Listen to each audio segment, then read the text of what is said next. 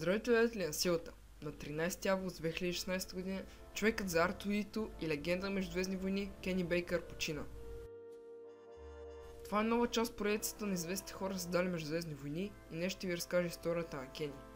Кенет Джордж Бейкър е бил роден на 24 август 1934 г. в Бирмингам, Англия.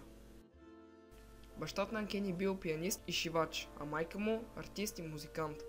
За разлика от Кени, те имали нормална височина. През 1951 година по улицата на Хастингс той запознал жена, която му предложи да участва в театрална трупа от джуджета. Това е бил първият му вкус от шоу бизнеса.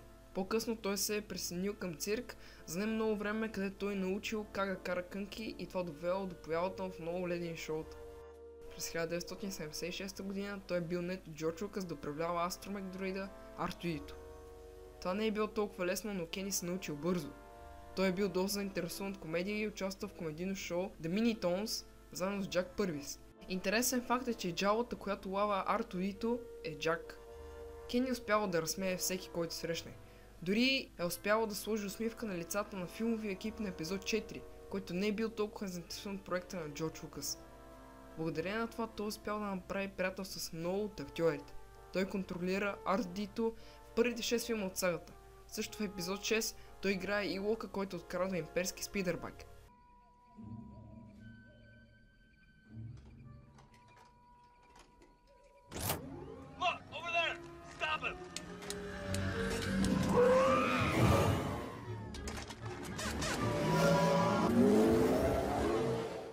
Кени също щял да играе Уикет в завръщането на джедайте, но стъпил ролята на Уорик Дейвис.